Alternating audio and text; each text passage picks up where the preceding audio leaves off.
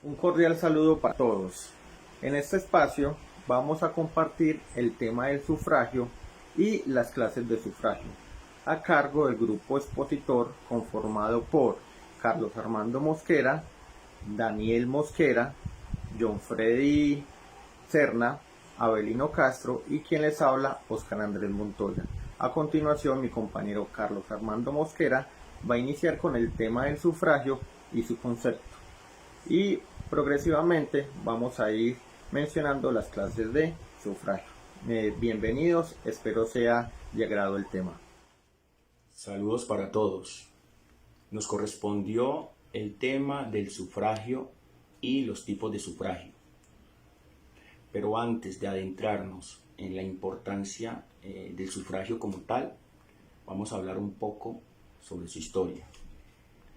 El origen del sufragio ciudadano y para elegir altos funcionarios del Estado y las corporaciones públicas se retorna a la época conocida en Colombia como la Patria Boba, que fue entre 1810 y 1816, momento en el cual se empezaron a forjar las instituciones liberales clásicas que se consolidaron después de la independencia en la Carta de Angostura. ¿Qué fue la Carta de Angostura? La Carta de Angostura fue el discurso pronunciado por Simón Bolívar el 15 de febrero de 1819 y que se convocó a la soberanía nacional para ejercer soberanía absoluta. En el sufragio indirecto y público, como de igual manera, fue un voto universal que de hecho fue siempre restringido y de muy poca participación electoral de la población. El voto indirecto de la Patria Boba y la Gran Colombia fue similar al usado en Francia y España en 1810 y practicado hasta 1834.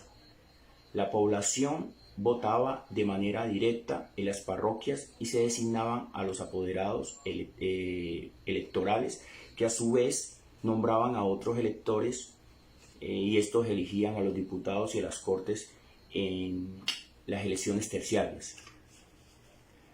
La mayoría clasificada era requerida para la elección de presidente y vicepresidente, como también los senadores. Ya en la Nueva Granada se produjo una instancia y así la elección pasó a ser en principio de segundo grado, pero cuando faltaba la mayoría absoluta se debía acudir al tercero y este paso le correspondía al Congreso para la elección del presidente y vicepresidente de las respectivas asambleas electorales. Ya en los casos de la elección de los diputados a la Cámara Provincial, cuando el primer escrutinio de ellas no hubiese logrado la mayoría absoluta. El sufragio en Colombia se prolongó en el tiempo para la elección del presidente y senadores. Sin embargo, desde la mitad del siglo XIX se hace en forma directa para los representantes a la Cámara, las legislaturas estatales o las asambleas departamentales. Igualmente, las corporaciones municipales. La elección de senadores fue siempre indirecta hasta los comicios de 1947. La elección del presidente se hizo en segundo grado en el siglo pasado y hasta la del general Reyes en 1904, con la excepción de la de 1856, en las que Ospina Rodríguez derrotó a Murillo Toro y al general Mosquera.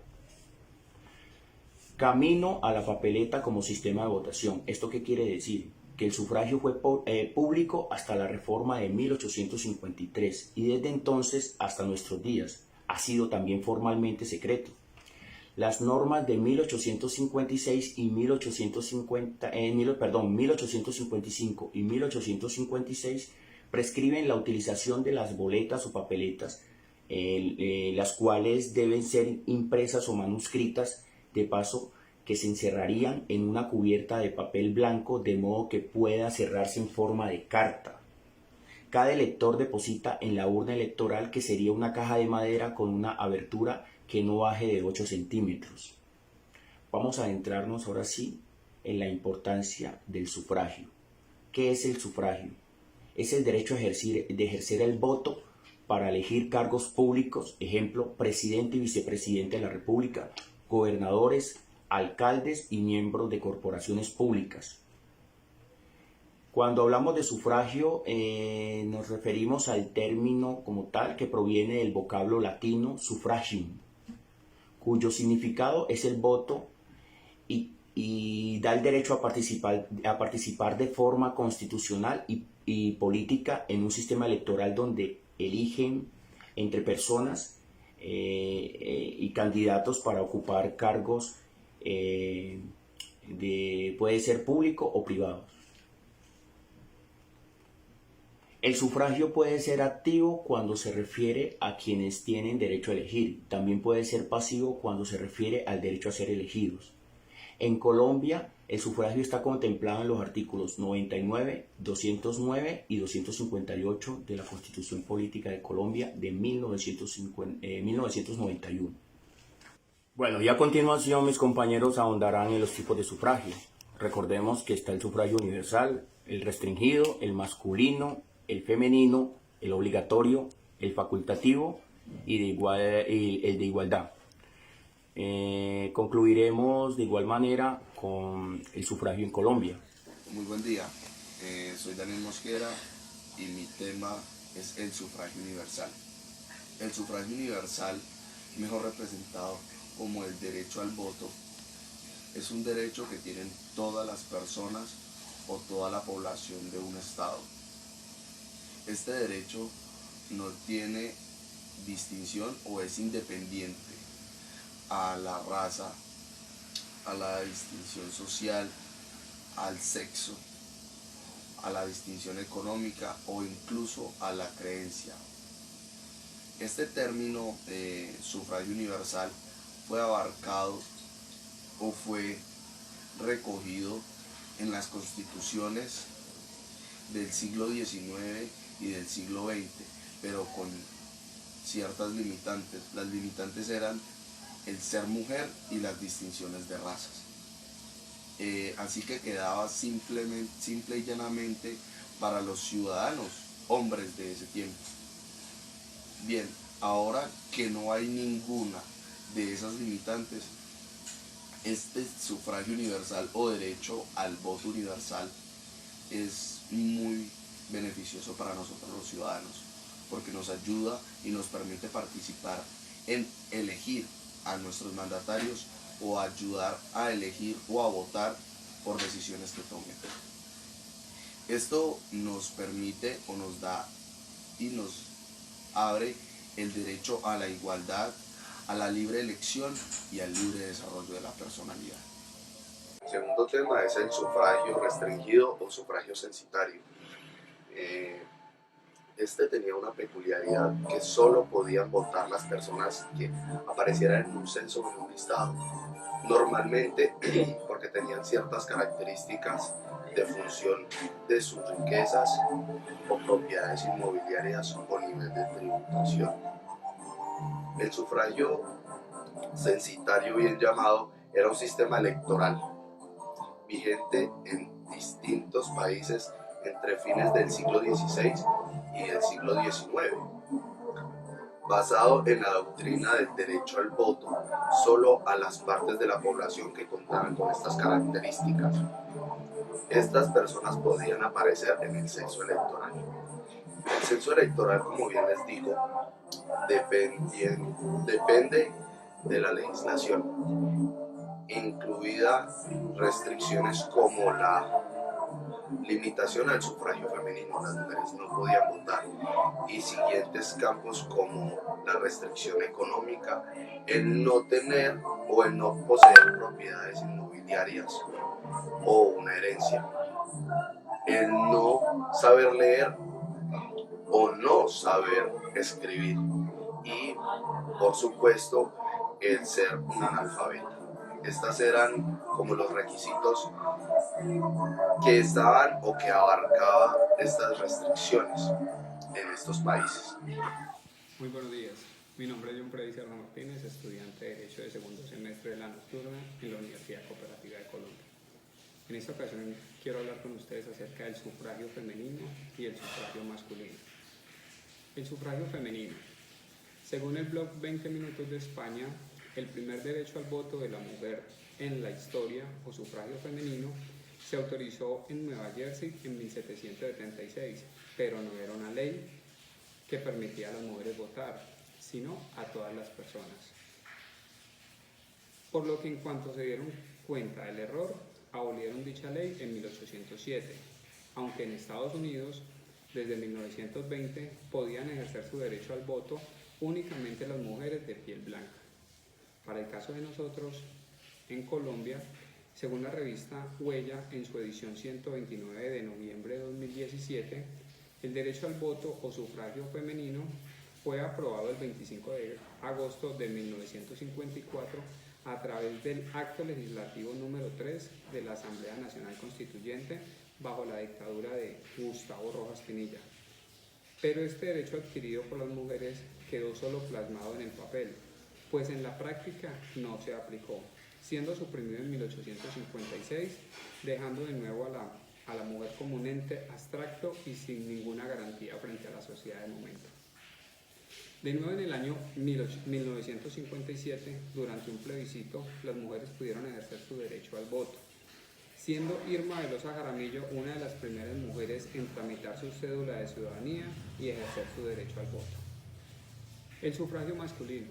El sufragio masculino tuvo otro serie de acontecimientos totalmente diferentes a lo que pasó con el sufragio femenino, ya que en sus inicios solo podían votar las personas que fueran nacionales, tuvieran unas condiciones específicas, condiciones basadas en sus estudios, en sus bienes y en el capital si trabajaban que podían adquirir en el año, siendo de esta manera un voto excluyente y enfocado simplemente a una gran parte, a una parte pequeña, dejando a la gran parte de la sociedad por fuera de poder ejercerlo.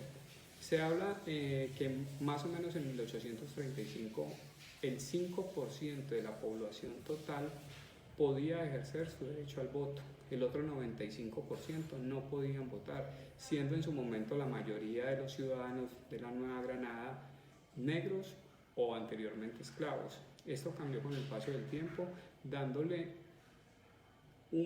la oportunidad a los libertos o hijos de esclavos que adquirían su libertad de poder ejercer su derecho al voto. Con el paso del tiempo se fue viendo una evolución en la norma, la que nos llega hasta el día de hoy, que todos los hombres, sin distinción de raza, sexo, inclinación social, religión, educación, puedan ejercer su libre derecho al voto. Obligatorio es el derecho a votar, convertido en una obligación. Es una forma de ejercer poder y control social en las votaciones. Es un mecanismo electoral el cual consiste en que el sufragio es un derecho pero también un deber ciudadano y se ejerce bajo la participación ciudadana en las elecciones. Hay algunos, sin embargo, unos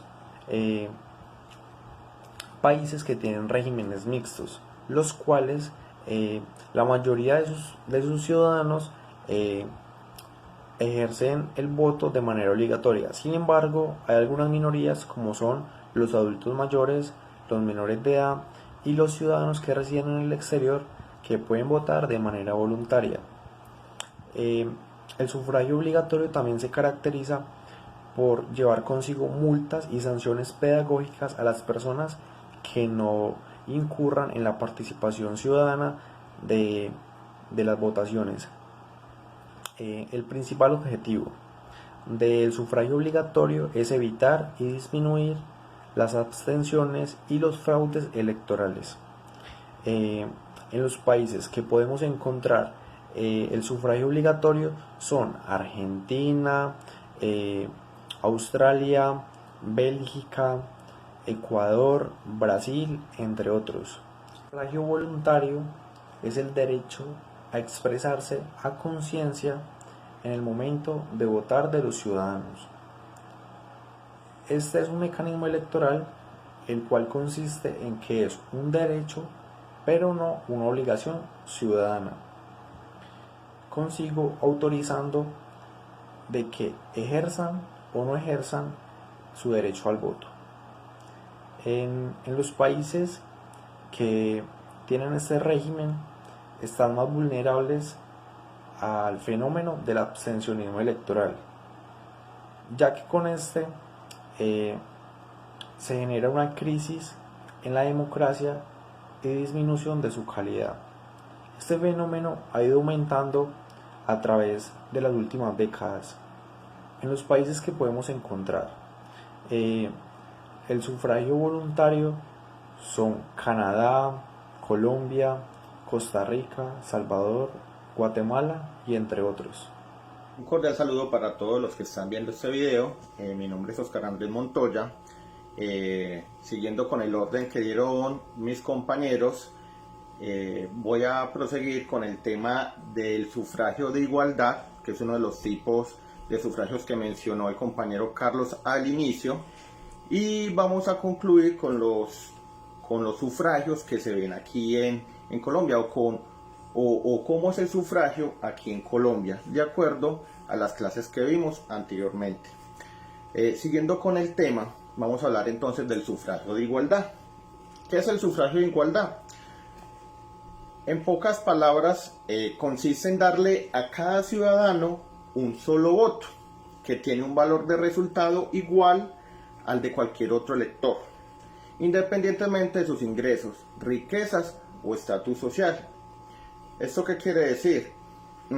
El voto de un médico, de un abogado, de un ingeniero o de una persona de altos ingresos económicos tendrá igual validez al de una persona de escasos recursos, sin importar su raza, su sexo, su condición social, su orientación sexual. Todo esto va a ser un mismo voto, el cual en el proceso del sufragio tendrá su misma validez. Hablando de la igualdad ante la ley, la igualdad bajo la ley, la igualdad ante los ojos de la ley, la igualdad jurídica es el principio que reconoce que todas las personas deben ser tratadas de la misma manera por la ley. Eso es de acuerdo al principio de isonomía. ¿Qué significa igualdad de los derechos políticos? Para referirse a algún tipo de gobierno popular y que estén sujetas a las mismas leyes de justicia. Reconoce la equiparación igualitaria de todos los ciudadanos de derechos civiles y políticos. Por lo tanto, la ley debe garantizar que ningún individuo o grupo sea privilegiado o discriminado por el Estado, sin distinción de raza, sexo, orientación sexual, género, origen nacional, color, origen étnico, religión u otras características, ya sean personales o colectivas, sin parcialidad. Hablando de sufragio como expresión de ciudadanía, alude a un estatus de igualdad, el cual da la necesidad de una homogenización de la sociedad necesaria para la constitución de Estado.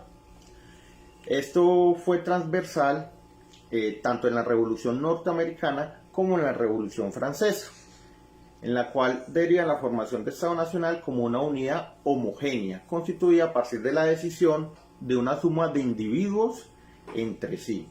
Después de la Revolución Francesa y la Revolución Norteamericana, pues nos da una nueva noción de ciudadanía como sinónimo de igualdad. Anteriormente todos estábamos catalogados y teníamos, o digamos que el sufragio era restringido, como comentaron los compañeros anteriormente. Ya este principio de igualdad que nos lo dio la Revolución Francesa, Revolución Norteamericana, ya todos somos homogéneos y somos vistos de igual forma ante la ley.